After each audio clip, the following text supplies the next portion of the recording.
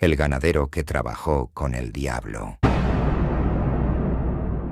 Todo comenzó en una feria de ganado del sur, bajo un sol impaciente y el murmullo constante de comerciantes que recorrían los corrales como si la tierra pudiera cambiar de valor en cada pisada. Entre las voces, los regateos y el mugir de los toros, dos hombres cruzaron miradas por primera vez. Luis, de 34 años, con las manos firmes de quien ha domado más bestias de las que recuerda, y Mateo, de 36, alto, de voz profunda y pasos decididos.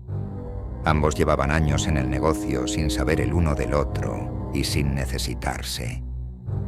Las primeras palabras fueron triviales, tan comunes como los saludos entre desconocidos que comparten oficio. Pero con cada feria se fueron haciendo más frecuentes, más cercanos. Fue en la cuarta o quinta vez que coincidieron cuando Mateo le ofreció un sorbo de su aguardiente y Luis aceptó. Desde ese momento comenzó la sociedad. No tardaron en unir esfuerzos. Viajaban juntos a los ranchos más apartados, montados en sus caballos y acompañados por un perro negro de hocico grisáceo que siempre seguía a Luis. El animal parecía entender el negocio tanto como ellos y nunca se alejaba demasiado. Celebraban cada venta con sus familias. Luis, su esposa Sofía y su hija Camila, una muchacha curiosa de 13 años, y Mateo con su esposa Clara y su hijo Simón, ya de 16, fuerte y listo para aprender el oficio. El negocio prosperaba. Las celebraciones se hacían costumbre. Luego de cada trato cerrado, había una noche de risas entre ambas familias, con carne asada, música de cuerda y promesas de que esa vida, por fin, había rendido frutos. Luego, sin falta, Luis y Mateo terminaban en la cantina más cercana, donde el humo de cigarro se mezclaba con anécdotas de vaqueros y carcajadas sin culpa. Pero un día, el curso de su destino se quebró. Estaban en un rancho montañoso, revisando una partida de toros nuevos. Luis conversaba con el capataz, mientras Mateo inspeccionaba uno de los animales más grandes. El animal, inquieto, bufó con fuerza, embistió la cerca y escapó del corral, levantando una nube de polvo. «Maldito sea, se soltó», gritó Luis, echando mano a la cuerda. Pero Mateo ya montaba a su caballo. Con una sonrisa que parecía más orgullo que preocupación, gritó: «Lo traigo de vuelta, no te preocupes». Luis apenas tuvo tiempo de gritarle: «Mateo, no. Esa tierra está suelta y la lluvia de ayer no ayudó».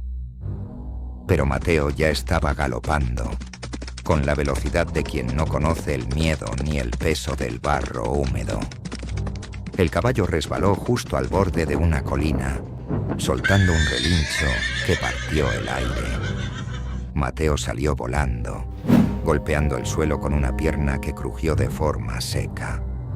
El toro escapó monte arriba sin mirar atrás.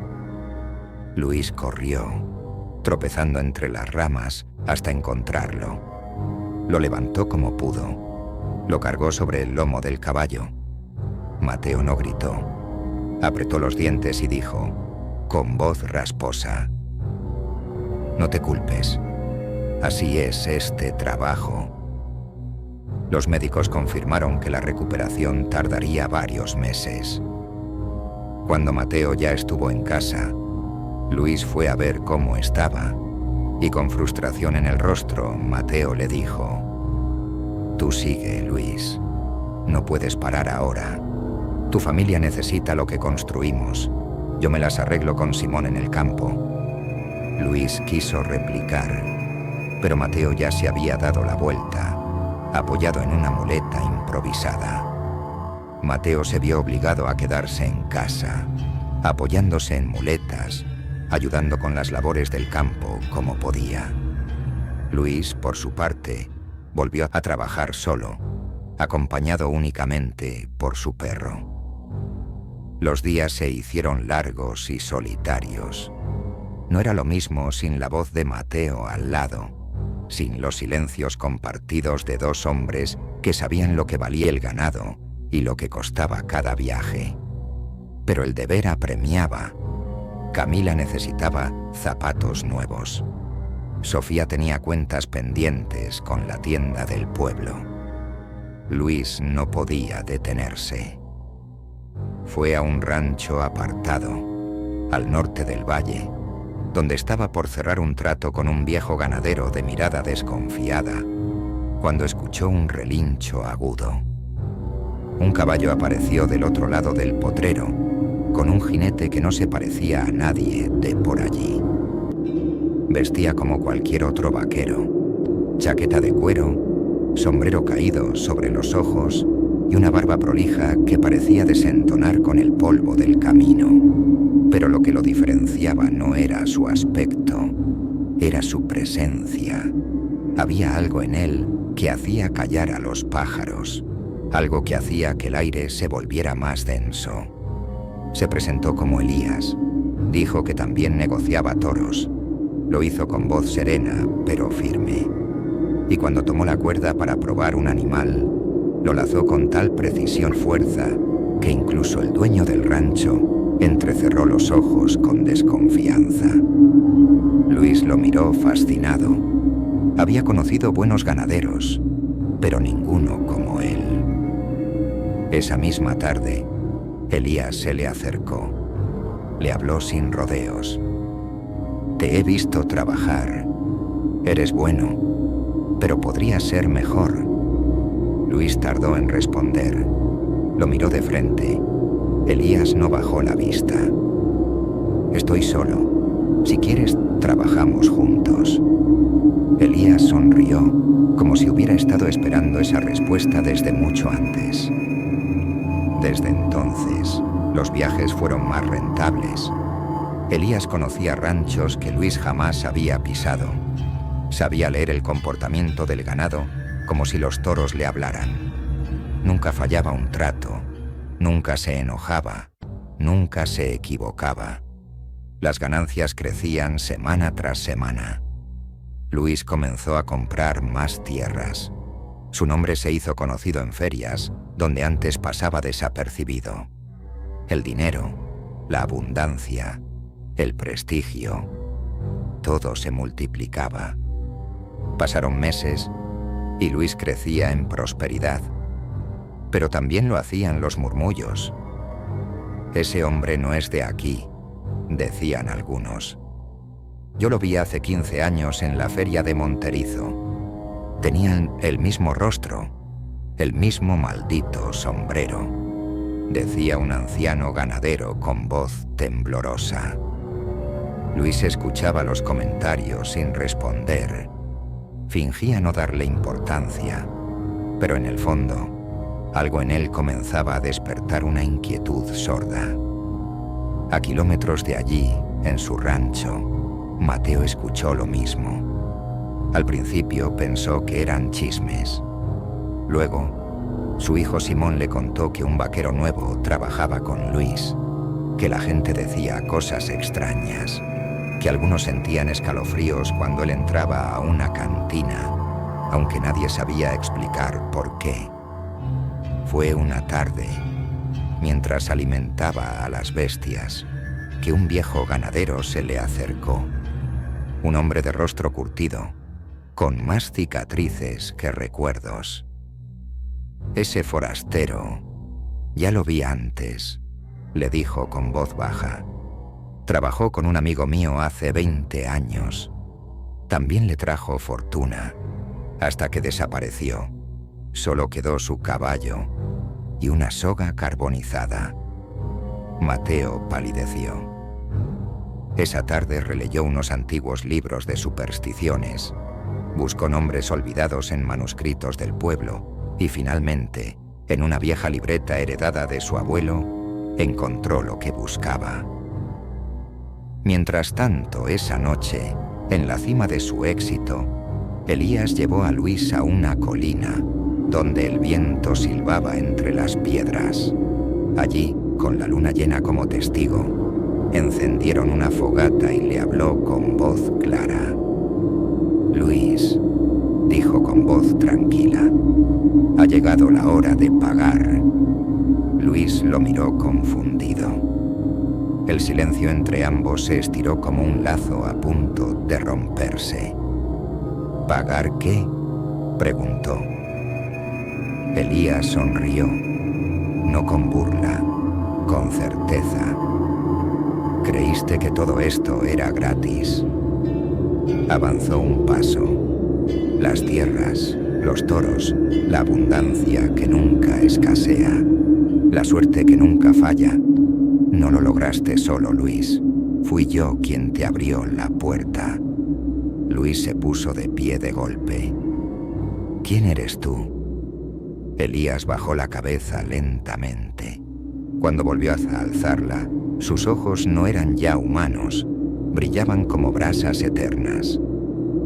«He tenido muchos nombres. Aquí solo soy Elías, pero tú sabes lo que soy». Luis dio un paso atrás. «Deja a mi familia fuera de esto. Ellos no tienen nada que ver. Ellos no hicieron trato contigo». «No, pero tú sí», dijo Elías, acercándose. «Cuando aceptaste mi ayuda, cuando dijiste que trabajaríamos juntos, no hiciste preguntas entonces». Luis tragó saliva. «Entonces llévame a mí. Haz lo que quieras, pero déjalos vivir en paz, que al menos puedan quedarse con lo que logré». Elías ladeó la cabeza. «Eso no depende de mí. Si quieres que vivan en paz, tienes que venir conmigo, no por miedo, no por culpa, por decisión, porque entiendes lo que hiciste». Luis asintió lentamente. «Lo haré». Esa noche volvió a casa en silencio y al tomar algunas de sus cosas para irse, Sofía lo esperaba en la cocina y supo al verlo que algo no estaba bien. Su voz se quebró antes de preguntar. «¿Te vas?». Luis sonrió con ternura. «Solo por un tiempo». «No me mientas», susurró ella. Luis no respondió. Solo la abrazó con fuerza, luego se inclinó sobre Camila, dormida, y le acarició el cabello. El perro, aún en el patio, gimió bajo. Luis no quiso que lo siguiera. Montó su caballo, esta vez solo, y se perdió en la noche. No pasó mucho antes de que Mateo llegara al rancho. Casi se caía del caballo al desmontar. Golpeó la puerta y Sofía le abrió. «¿Dónde está Luis?», preguntó sin rodeos. «Se fue hace menos de una hora», respondió ella angustiada. «Dijo que regresaría, pero...». Mateo miró a su alrededor. «¿Dejó al perro?», preguntó. Sofía asintió.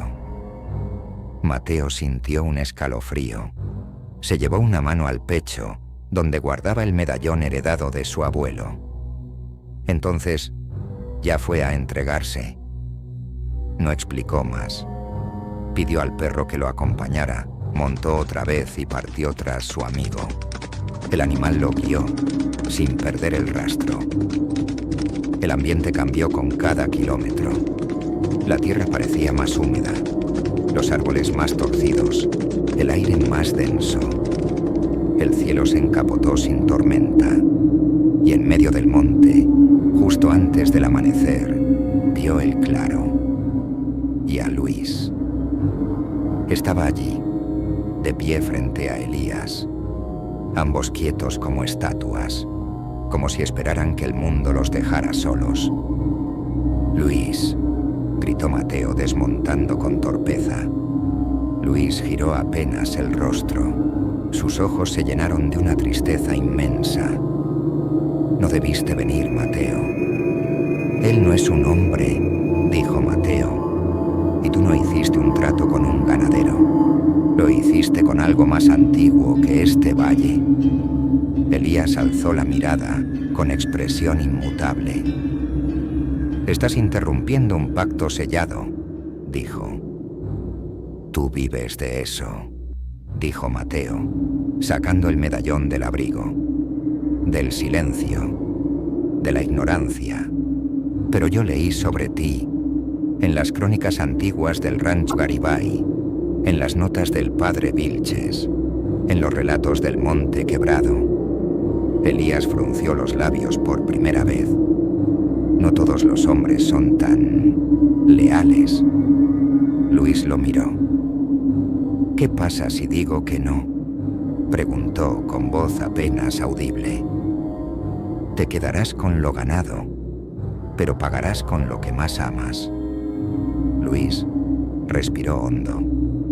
Y entonces comprendió. Todo ese tiempo no había sido tentado con dinero ni tierras. Había sido puesto a prueba. Elías no daba, mostraba.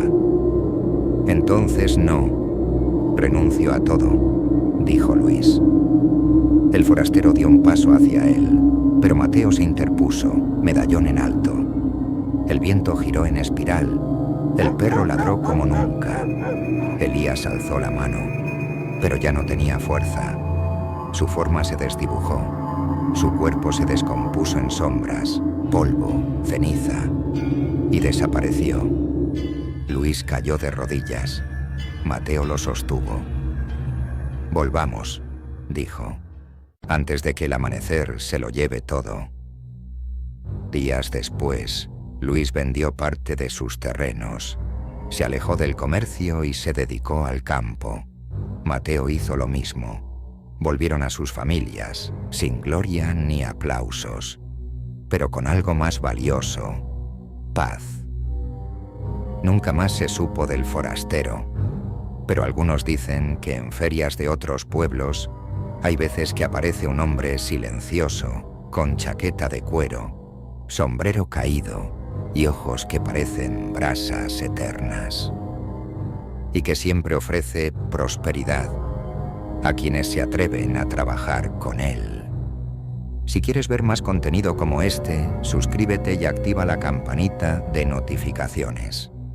No te pierdas el próximo video.